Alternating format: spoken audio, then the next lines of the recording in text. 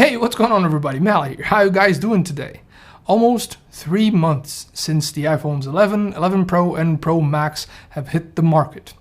Almost 3 months of a love-hate relationship that, you know what? It's time to set some things straight. So, I haven't had a daily driver iPhone since 2016. I decided to jump ship to the Android side of things because of not one particular reason, but a bunch of them all joined together. And even if it's disconcerting to realize, most of those same reasons are still here. I think the iPhone 11 series, is the best Apple has done in a long time. And there are a couple of things I think are the main culprits or reasons for why that is. And the first one, at least in my eyes, is definitely the battery. You can't argue that the battery life on the previous iPhones was good. It was passable. You had good, actually kind of great battery life with the cheapest of all the iPhone entries, the best-selling XR.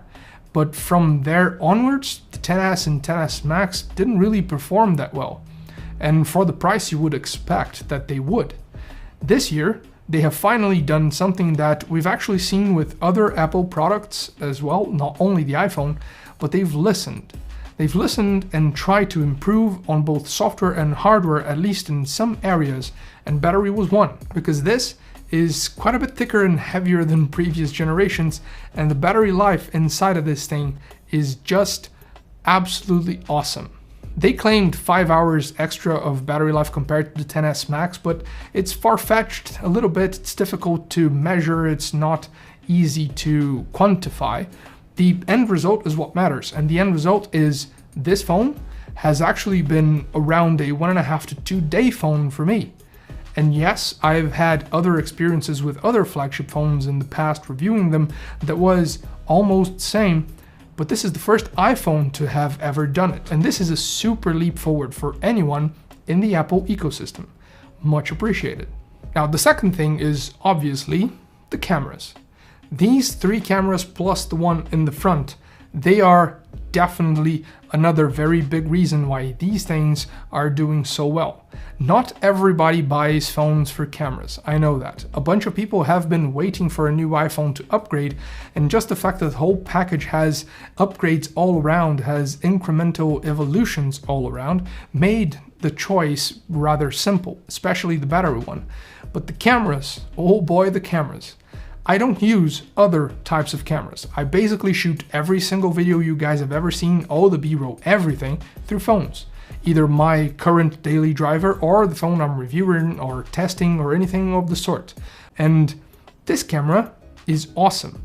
Apple has been running circles on the entire industry for a while in video recording, and the front-facing camera video of this thing is ridiculous compared to everything else, recording 4K 60 with a dynamic range that is insane.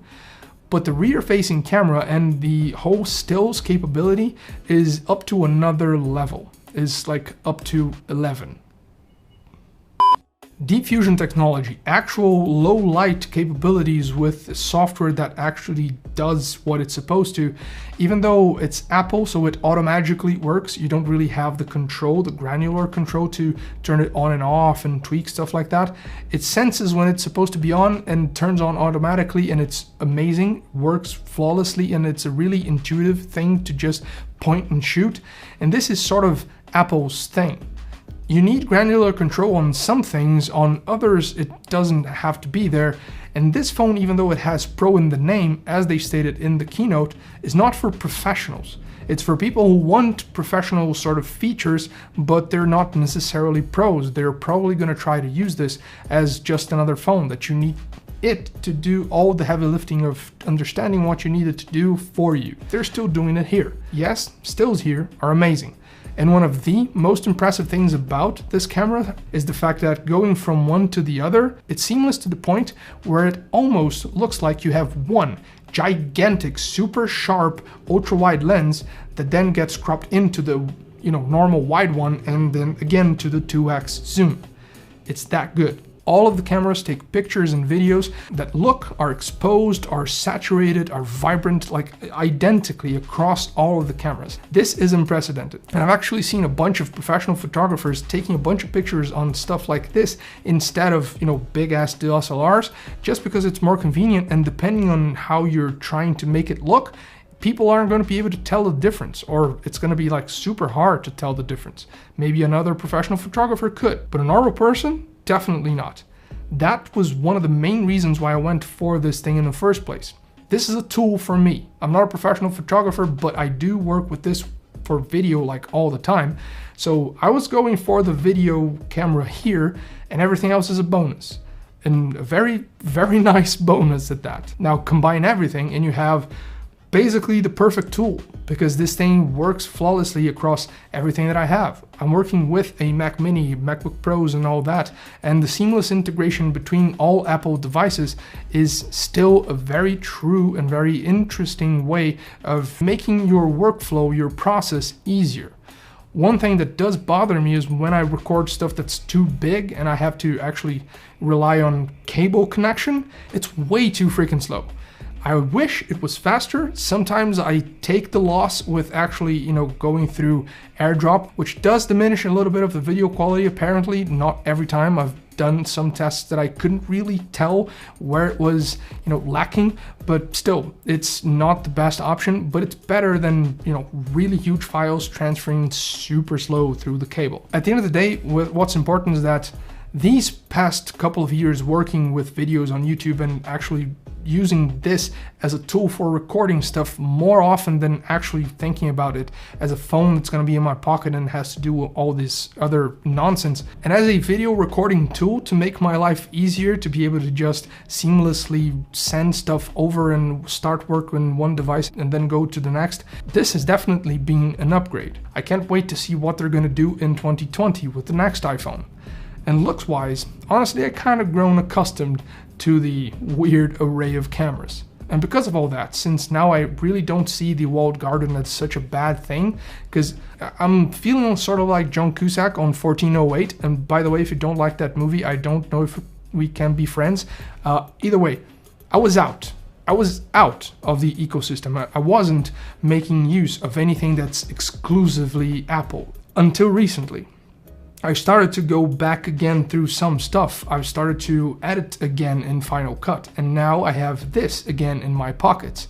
It's just the fact that everything works so well together that I really understand why people who are using all things Apple tend to not really want to go through the hassle of testing out stuff outside.